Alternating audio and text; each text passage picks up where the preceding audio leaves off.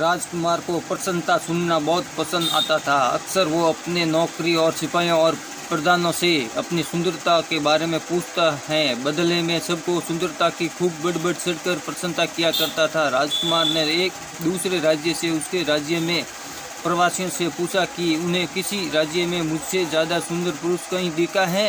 ये प्रवासी इस बात को भली भांति जानते थे कि राजकुमार को अपनी प्रसन्नता सुनाने की इच्छा लगता है। हालांकि राजकुमार सच में देखने वाले सुंदरता में, लेकिन प्रवासियों ने उन्हें खुश करने के लिए उनकी कुछ ज़्यादा ही प्रशंसा कर दी। प्रवासियों ने किए उन्हें अपने राज्य तो किया, किसी के भी राज्य के में जितना ज़्यादा सुंदर पुरुष कभी नहीं देखा है। वह तो कह गए हैं कि शायद ही भगवान तुमने सुंदर दिखा।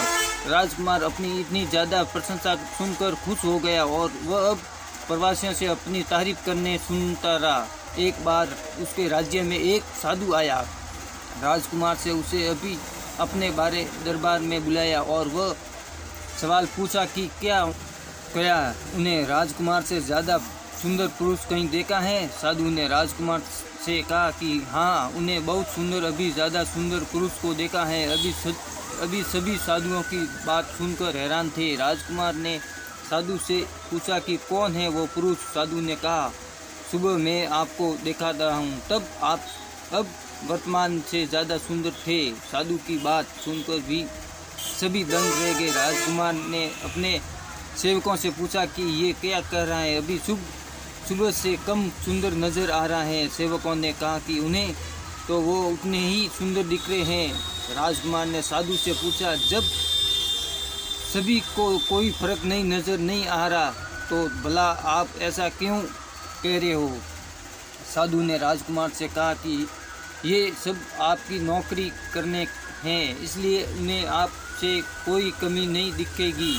ये साबित कर सकता हूँ। साधु ने एक कटोरे में पानी मंगवाया और राजकुमार के कुछ सेवकों को दिखाया और उन्हें कहा बाहर जाने के लिए कहा। फिर साधु ने उस पानी के कटोरे से एक चम्मच पानी निकाला और फेंक दिया। उन सेवकों को वापस अंदर बुलाया और गया और साधु ने उससे पूछा कि क्या उन्हें इस कटोरे में कोई कमी नज़र आ रही है।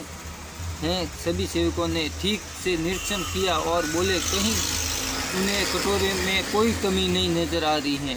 इस प्रयास में राजकुमार की आंखों में खोल दी। राजकुमार को समझ में आ गया कि वह वस्तु कोई भी अधिक हो चुकी हो, वस्तु को नशे में फंस चुका हो, जो दिन काम करता हो जा रही है, यानी नासंता। और दिन पर राजकुमार ने कभी आईना नहीं देखा और अवश्य वस्तुओं की खोज में अपना जीवन